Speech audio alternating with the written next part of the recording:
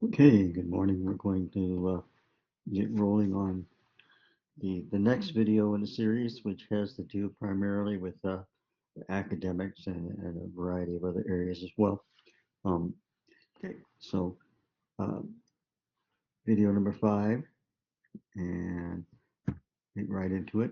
So we have several areas of to discuss this week, and academic assessments, the role of medication, particularly with ADHD. On academics and so forth, collecting and interpreting evidence, qualification, basic information on that, and the role of the BPP, or the basic psychological processes, um, when it comes to their special ed assessments. And even though, so here we go. Let's talk about assessment of academics.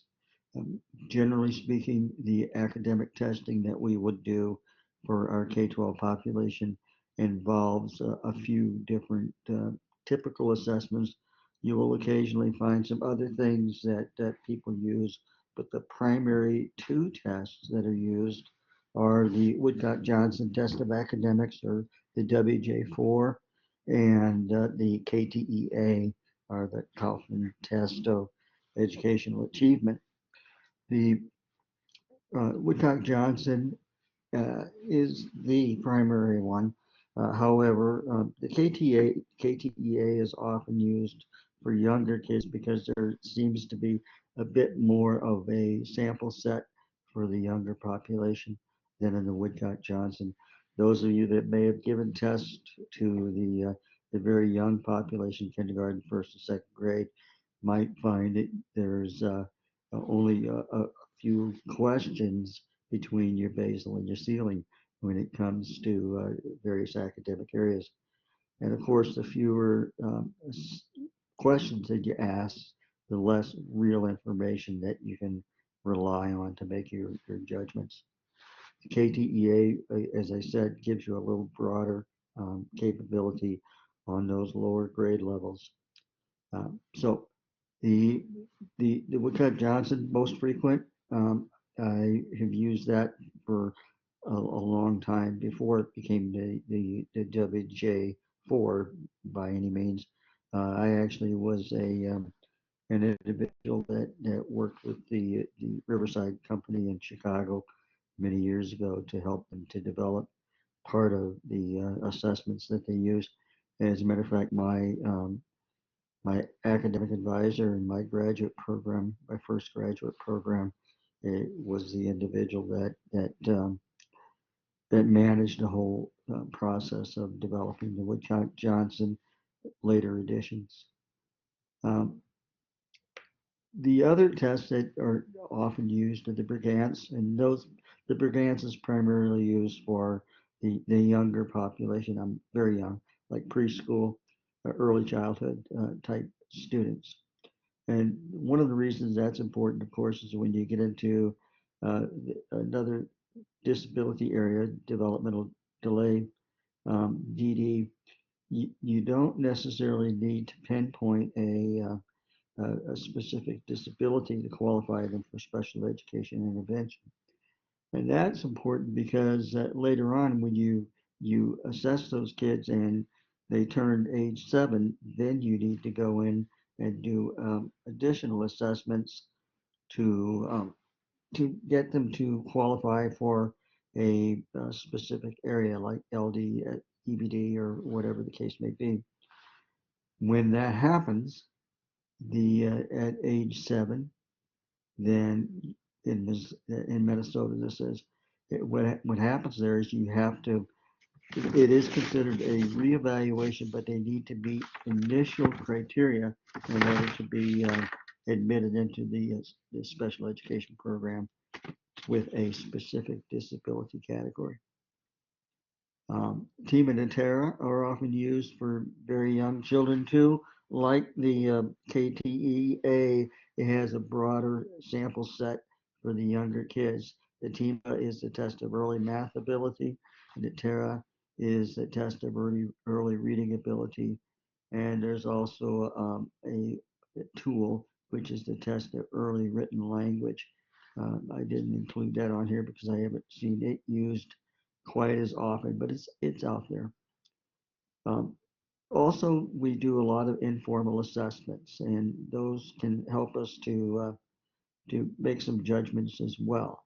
While they may not be measured as far as standard scores and things like that, you can still gather a lot of useful information. Why do we do the achievement test? Well, one of the reasons is because of the old chicken and the egg uh, theory, and especially when it comes to behavioral characteristics or ASD or some of the other areas. Are we dealing with an academic problem instead of a behavioral problem, or yeah, we just have to look at a more broad perspective of why a student might be displaying the characteristics that they have. In the case of who does the testing for academics, primarily the academic testing is done by the SLD teacher or the EBD teacher, and anybody who's been trained in the particular assessments, like the Woodcock Johnson. And that's obviously one of the reasons that you're taking this class. And then many districts employ assessment specialists, and they do all of the achievement testing, and then the case manager then just takes those results and assists in writing the IEP goals and objectives, and does the day-to-day carrying out of those goals and objectives. Uh, Going on. So what do we measure in a Woodcock Johnson? The three primary areas that we measure are reading, math, and written language. Um, but they dive a little bit deeper into each of those areas, and you will get a standard score for all of these bulleted areas that are listed here. So you're going to get a standard score for reading, and in more depth in reading, you're going to look at broad reading, basic reading skills. One of the ones that many reading specialists take a look at very specifically is reading comprehension. In other words, if they read a passage, are they able to understand what that passage is saying? And in reading fluency, which is essentially the speed at which they're able to do the reading. Keep in mind that along with those reading skills that we take a look at, we also want to compare those to things such as long and short-term memory or working memory skills, because they may show that they have good reading fluency, and they might have reading comprehension skills in the short term, but not be able to call on those skills later. So that retrieval becomes more of an issue for certain kids. We take a look at math, and math is similar because we have a basic math, a broad math score, and then we have math calculation skills and math problem solving. So again, it breaks down very specific skills that are necessary to be functional in the area of math. Okay? Written language is also measured. And again, we have a broad written language, and then we take a look at the written expression as well. And the written expression pieces of the Woodcock Johnson 4 are probably the areas that require a little more practice because you need to do some analyzing of the responses that the kids give you, and to make some determination as to how to score those things. So it's a little more subjective than some of the other areas that are measured. Oftentimes the answer is just simply yes or no, or right, or it's either right or wrong.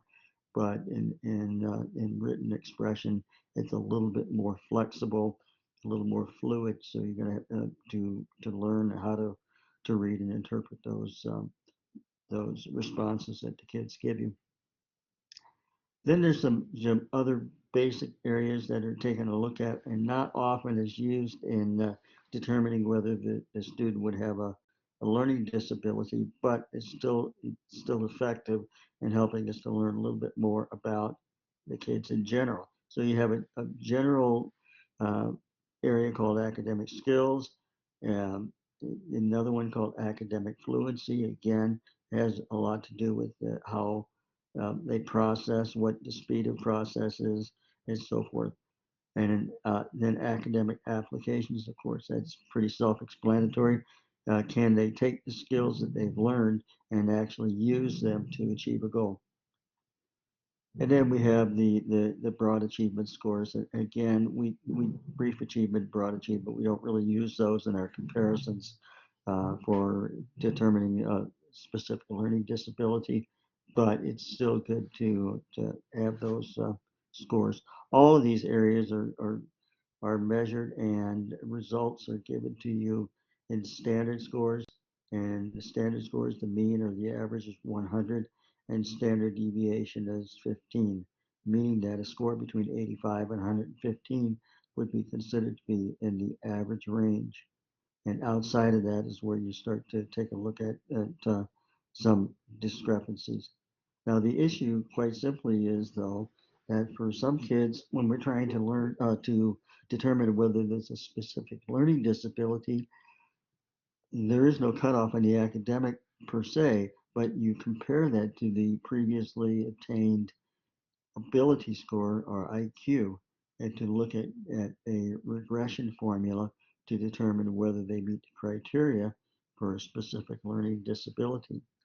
Now, whether they do or whether they don't is is significant in terms of criteria place and placement as far as a disability. But even if they don't meet the criteria, those standard scores can still tell you a lot, particularly if we're starting to see some variability between what's going on in reading versus what's going on in math or written language.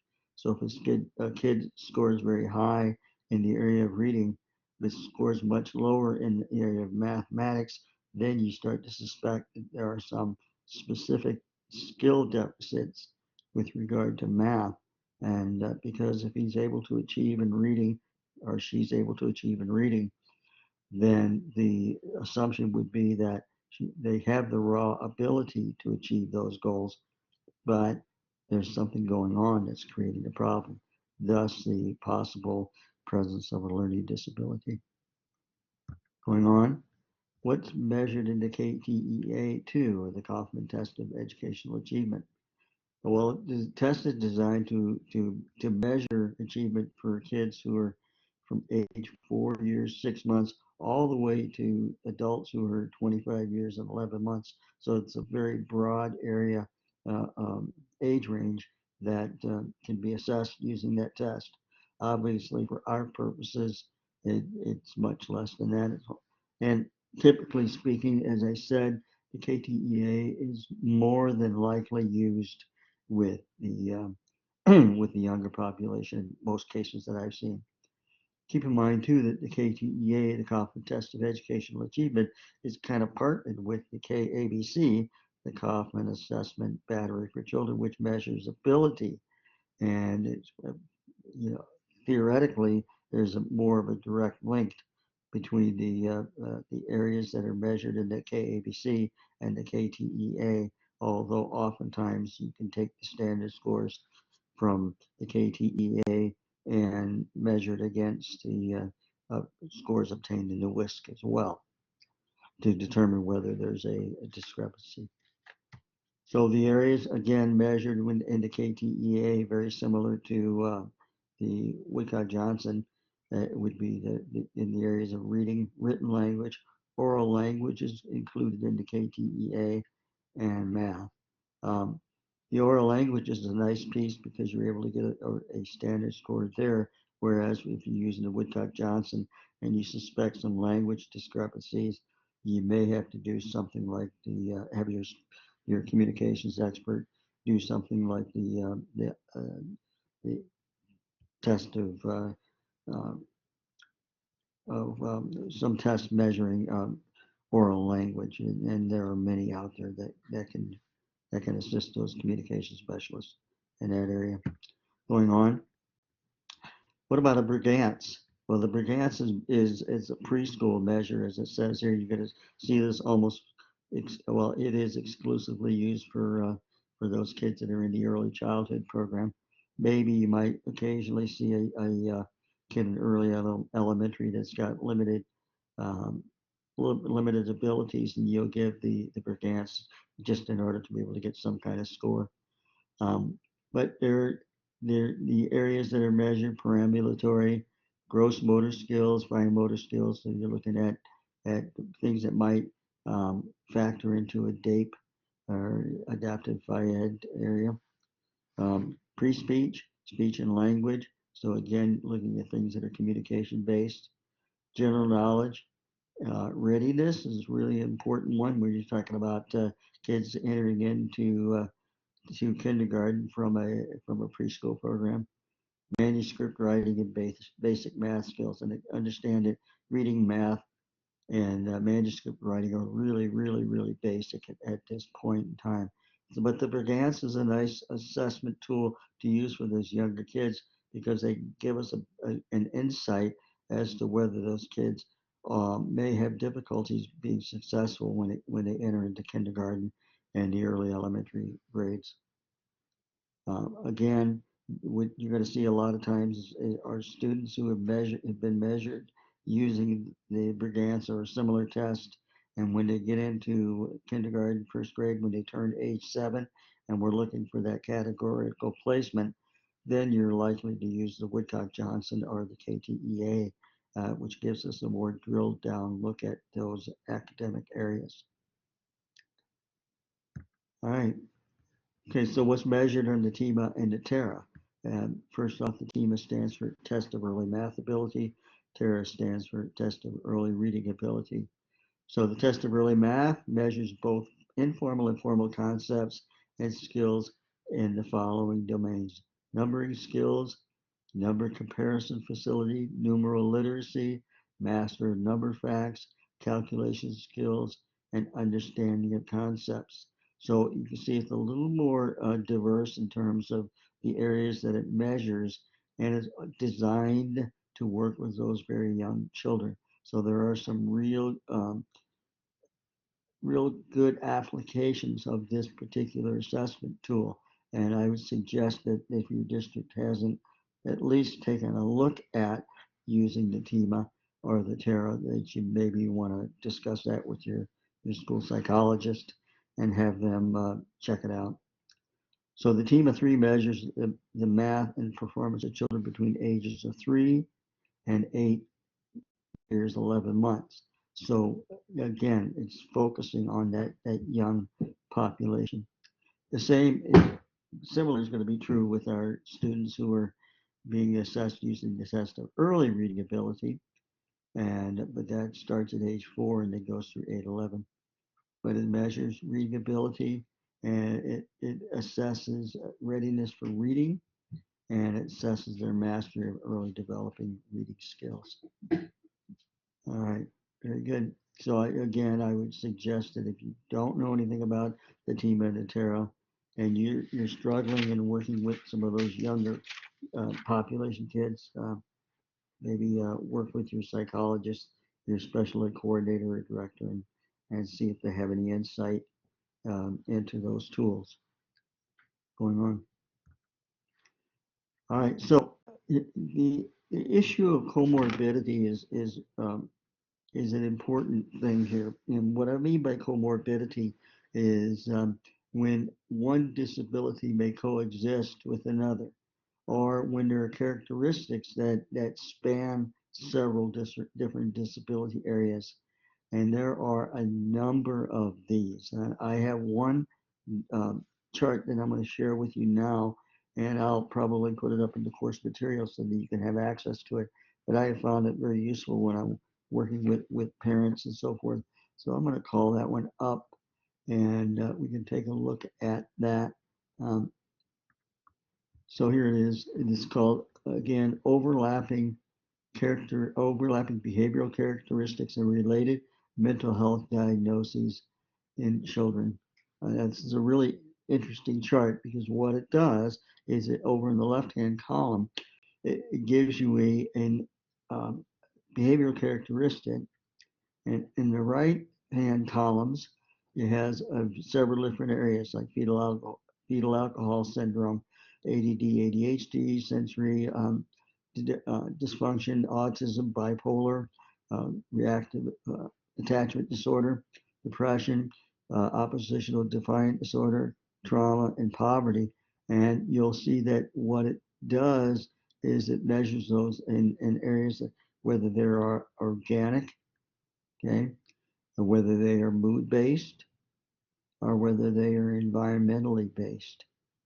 And you can see this, we read across, easily distracted by extraneous stimuli can be found oftentimes in kids with FAS, ADD, ADHD, and in those sensory issues. So, uh, and then look at some of the other ones that are you see across many categories. Often interrupts or intrudes. You see that in several different areas across the board. And again, keep in mind, these exist within the kid, the organic. These are the mood, okay? And these are the environmental characteristics that might impact. So if you, when you see this chart printed out, you can again share this with your team and maybe share it with your school psychologist as well. Um, you can see that it's very broad. Look at this one here. It's emotionally volatile, often exhibit wide mood swings, almost completely across the board. Are you seeing the issues in that area? I would venture to say that poverty is not checked, but I wonder about that as well. It almost looks like that's a characteristic that could be easily misplaced. You might see it and say, oh, that kid's oppositional, but it could very well be seen in a variety of different areas. So again, this tool, and I will put this in the course materials for you to be able to access, is an excellent tool for explaining to parents how particular behavioral characteristics um, can be the function of many different areas. And this is why oftentimes we need to dive a little bit deeper and perhaps even suggest to parents that they consider an outside assessment um, for mental health, or um, perhaps in reverse, when they already have had an outside assessment, and we can take a look at what the clinical psychologist or clinical social worker has stated, and how that might impact these various areas as well. So again, I will be sharing that with you in the course materials, and then I think you'll find this particularly useful. All right, very good. Let's go back to slideshow and go to the next one, which is ADHD medication. Now, this is the role of there are many medications that affect kids in a lot of different ways, and in particular, in previously, and I don't know whether this is still true with some of the medications being used, but some of the medications that have been used in the past for treating things such as asthma might have actually caused some issues with uh, focus and concentration and a variety of different things. As you know, some of the medication that are used for ADHD can impact sleep patterns and eating patterns and so forth. And if it affects one of those areas, it can have a negative impact on the student's academic success as well. So medication does not. I'm going to talk about ADHD in particular right here, but medication doesn't cure ADHD, but it can be a highly effective way to treat the symptoms of ADHD. And this is important when it is taken as prescribed. One of the things that's been found out is we use something called the titration of medication, which is they drill down very deeply into making sure that the amount of medication that's given to the child matches their physical build, their age, all those characteristics, and they try to get very specific in terms of the amount of medications being prescribed, and they have found that this has led to a much more successful approach in terms of treating the children. So the ADHD medication, there's a website here that I found kind of useful, and maybe you might find it that way too. This is from the Trinity College in Dublin, uh, the and it, from the School of Medicine, and it talks about ADHD medication. And you might want to just go to this particular website. Again, I'll send this to you, or you could just do a search for this. Trinity College, Dublin's, and ADHD, it'll come up.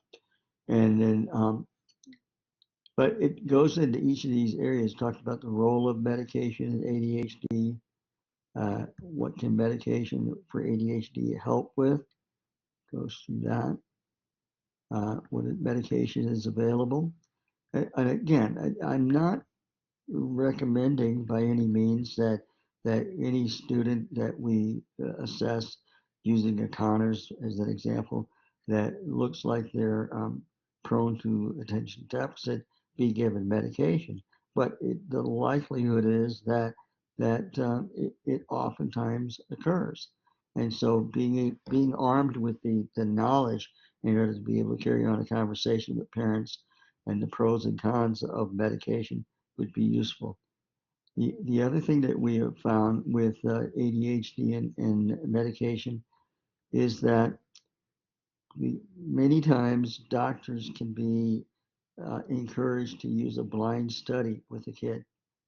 And with a blind study on with ADHD, they will give medication, but it might or might not be a placebo. And so they the kids don't know, the parents don't know, the teachers don't know, nobody knows except for the doctor whether that child is receiving the placebo or the real thing. And during that time, they are their their ability to attend is measured. They might be given a Connors pre and post in order to take a look at the effects of either the placebo or the medication, and to find out whether prescribing that particular medication long term is a prudent idea. It may or may not be, depending on what the results show. All right. So again, blind study is something that I would you can tell parents. Parents are reluctant to medicate, and that's their right. If they're reluctant to medicate, you can say, there is one way that we could do this, and that would be to do a trial run of the medication and have the doctor do a blind study, and then we both would know whether there's an impact. Okay, going on. So the one of the big things that we have to do now is to collect our data and to be able to interpret that evidence in order to make some determination as to whether the child that we're assessing meets criteria. And how do we do that? Well, we have to do that as a team. And of course, there are specialists on the team in a variety of different areas. It's up to us as case managers to work with the team and perhaps take the lead in guiding that communication and interpretation. Oftentimes, when you get into assessment teams, it's almost seen as that the school psychologist becomes the gatekeeper. Everybody wants to turn to them to get the official results. That's while they are trained in the area of assessment and that's their specialty. They are just seriously supposed to be only considered to be a component of the team. Um, so let's who else on that when we're talking about EBD would be important to include. I'm actually going to add somebody real quickly because I forgot to put them. So let me back up for a second. And I'm going to add uh, somebody here so that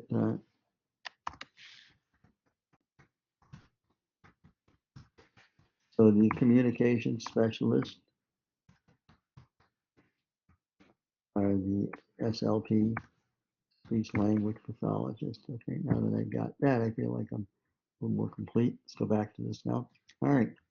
So these individuals work together. Psychologists, you have uh, you as an ABD instructor, the behavior specialist, taking a look at the results that you've seen, results of the observations, results of the checklists that you've done, and you should at this point be able to make some determination as to whether those assessment tools have given you evidence that a child is functioning in a clinically significant range when it comes to certain behavioral areas. If you're not entirely confident with that, that's okay. You can work with your psychologist and they can help you with that. Or you work with an experienced individual mentor in your building to come up with some hypotheses. Other areas that we take a look at, the learning disability specialist, maybe and that again, as I said earlier, it could be an SLD teacher, learning disabilities teacher, or it could be that assessment specialist if that's what your district employs. The communication specialist, as I just said, which would be your speech teacher, and because we want to make sure that the kid has good oral language ability and a good understanding of language. Uh, Obviously, if they have difficulty with comprehending language, they're going to have difficulty understanding instructions and perhaps even learning basic strategies that we might be trying to teach. The social worker is a real key person when it comes to interpreting evidence because they're able to not only take a look at what the evidence shows us, but they're able to apply it to multiple environments, and they're able to apply it to uh, extrinsic characteristics that might be in play, such as environmental differences within the home and things like that. Got to include the teachers. The teachers are really key. And of course, when you're in the secondary level, you have an advantage in one way because you've got multiple teachers to call on, but a disadvantage because a teacher at the secondary level might have 100 kids that they're working with over the course of a day, and it gets a little bit more difficult for them to pinpoint issues. Whereas in the elementary, that you might get a little more in-depth knowledge. Obviously, the parents make sure that if you have a child that comes from a blended family situation, that you're including parents from both households if they're involved in the raising of that child. Grandparents oftentimes too, if they're engaged actively in the raising of the child. Then there are others that you would include as well. Perhaps an EL teacher if you're working with non-English speaking population, dean of students, reading specialists. There's just a number of different people. So all you need to do is take a look at a student schedule, find out who that individual is interacting with on a daily basis, and then making sure that you're including them in some role in the decision making process. Right. Even, sometimes even the lunch ladies and the custodians have things that they can say about kids because they see them in the hallways or when they're going through the lunch line or whatever. So don't be afraid to reach out, see what people have to say. That's not included on this one.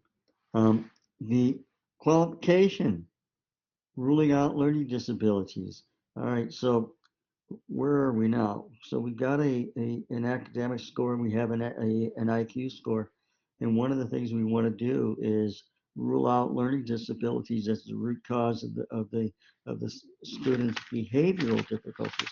Because oftentimes a student who is displaying behavioral issues might be doing so because they're trying to avoid work that's hard.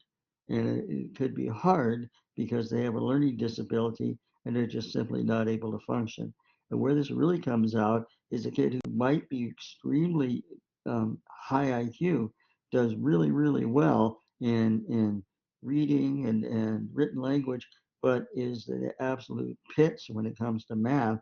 And it's because there's a dysfunction that is creating a learning disability in the area of math. And, uh, and when that happens, they get frustrated, upset. They try to avoid that class. They act out in the class. And so it's not a behavioral concern in the sense that it's a mental health issue, but it's a behavioral characteristics that's brought on by the fact that that kid's not able to function in that academic setting in the area of math or whatever the case may be.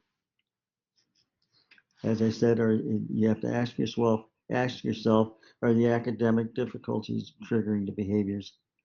And so let's talk then about what learning activity or what learning characteristics can impact behavioral interventions. Well, think about it.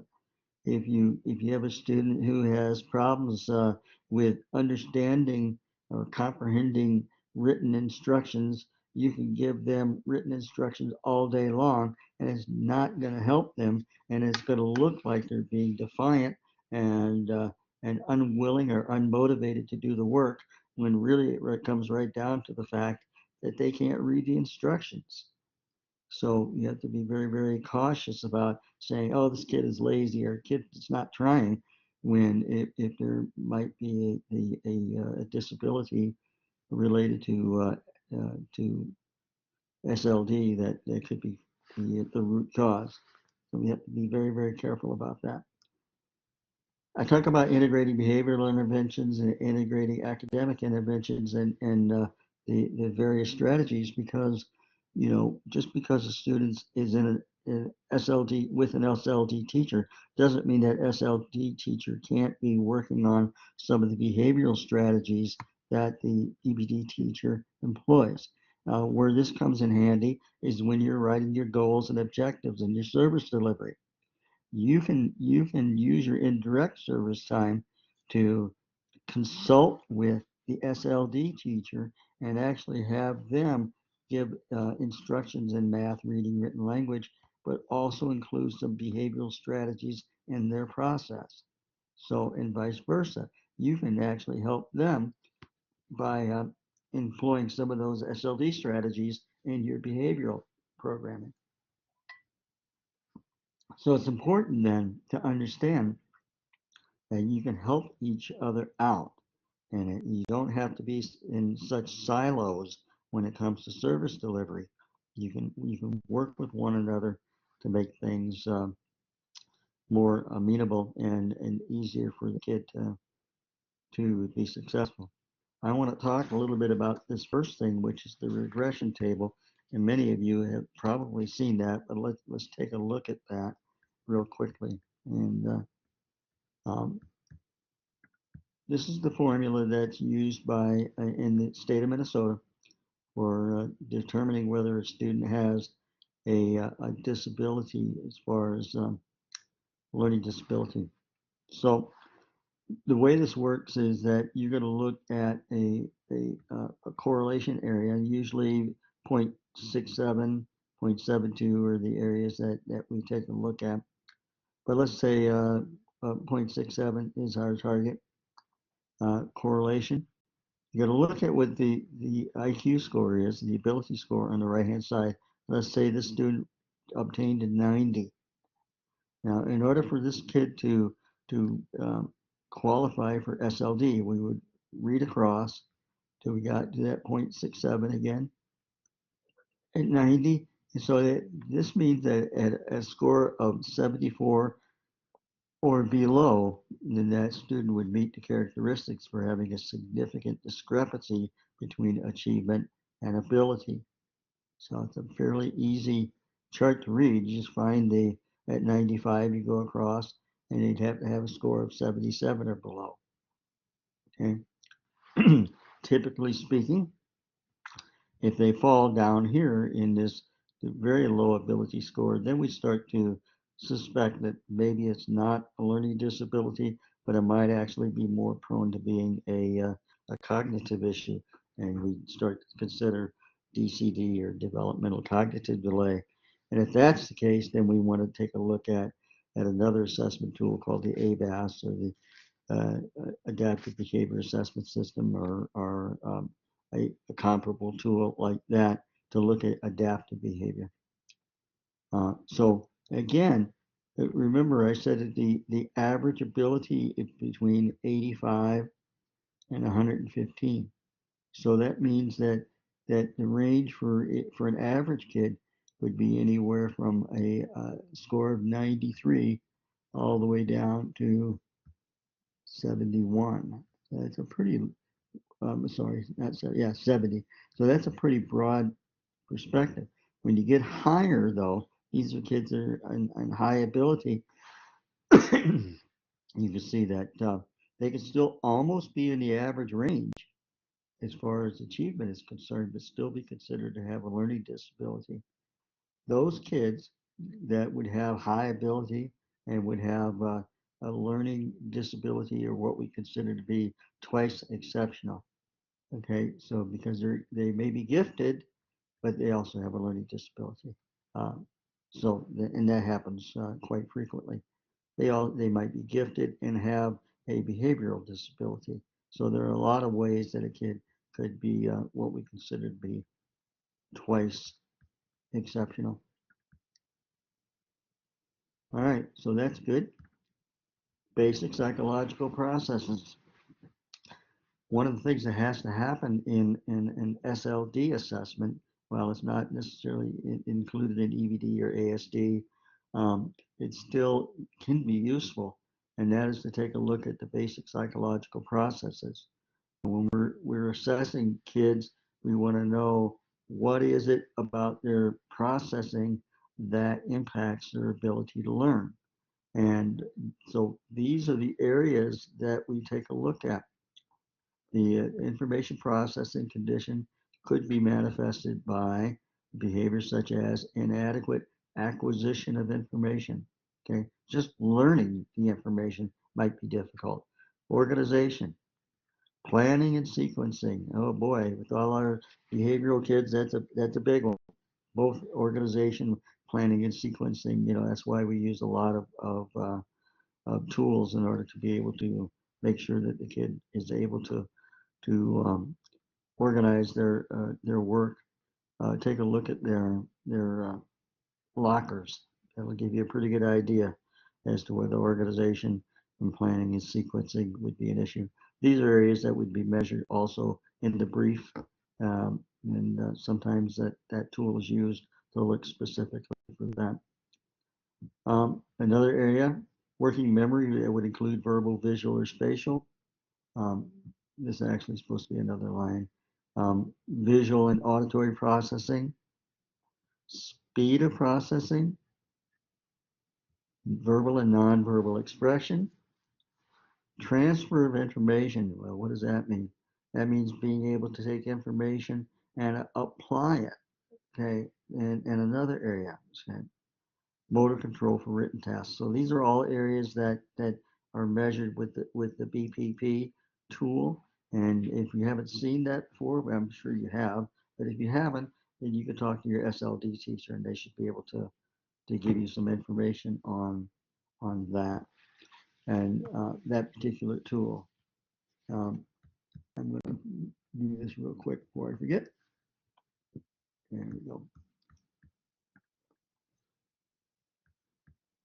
And then, so not only are we taking a look at these areas, but we're taking a look at them across environments and across, we have to look at a variety of sources. So you want your BPP checklist to be completed by the regular ed teacher, by the parents, by the specialist that might be working with the student, and even the student themselves on occasion can give us information about these areas that we're taking a look at. So this is really important to think about all of these things with respect to behavioral programming. Um, a kid who has problems with organization, planning, and sequencing is probably going to have difficulty when you're trying to give them strategies on how to do better in the classroom. You're going to have to give them very specific things. You might have to give them some self-monitoring tools and so forth. Um, verbal and nonverbal expression. If they have anger, if they have frustration, can they tell you about it in a way that's productive? Many kids have difficulty with that, so that's an important aspect as well. So remember, take a look at all of these things and see how they can impact behavior. So that's the purpose of like taking a look at those basic psychological processes. All right.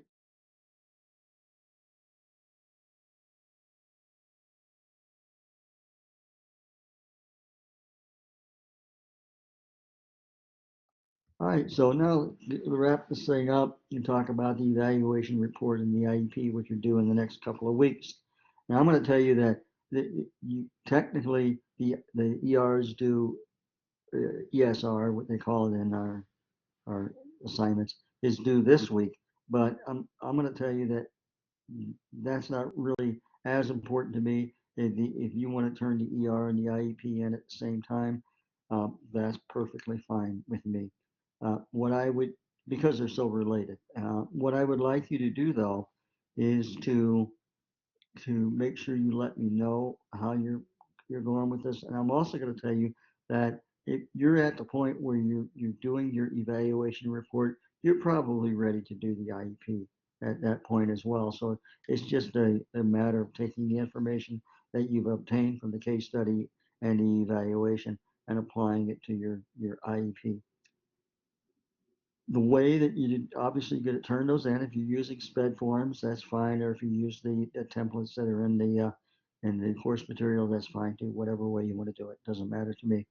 Um, but once you've done that, what I would really like you to do is to contact me and let me know that you've completed those, because in order for me to truly assess whether you're competent in these areas, I actually want to have you just run through your evaluation report and IEP and take about 20 minutes or so, similar to what you would do at an evaluation uh, summary meeting, in ER evaluation meeting, or in an IEP meeting, and just go through, what results did you find in the evaluation, and then how do they result in your goals and objectives, and then to me, what that does is it shows me that you made the connection between what you've discovered in the case study, how that led to your decision on what assessment tools to use, and then how your results from those assessment tools led to what you wrote in terms of goals, objectives, and service delivery in the IEP. So it's easier for me just to spend 15, 20 minutes with you and have you explain that to me than to sit there and try to read your mind with stuff that you've written on paper. So when you're ready for that, please let me know. I would like to do that video chat at your convenience. If you want to do it during your prep time at work or whatever, um, whatever you want to do, it's fine with me. And then we can kind of go from there. All right. Again, I'm going to post this one more time. If you see grades that have not been posted, I've been trying to watch it. This new Blackboard grade book is a little more deceptive in terms of where things show up, but I'm working on it. If you see grades that have not been posted, let me know. And the other thing is that for those of you that didn't necessarily get your case study turned in, it for the Blackboard flat out shows that you have an F, which is crazy, but I don't know why it does that. As soon as you turn your paper in, that'll go away. So um, kind of go from there. Let me know if there's anything else that you need. Again, you can text me 320-267-2540, email me, call me, whatever you need. All right. So by the way, when you're writing your IEP goals, you do not need to get into standards based. I don't really care about that. So just go ahead and do what you need to do. But in next week, we'll talk a little bit about eligibility, disproportionality, um, accommodations, LRE, and we'll talk about transition a little bit and maybe some progress monitoring. All right, so have a good week and let me know if you need anything. And let me get out of this.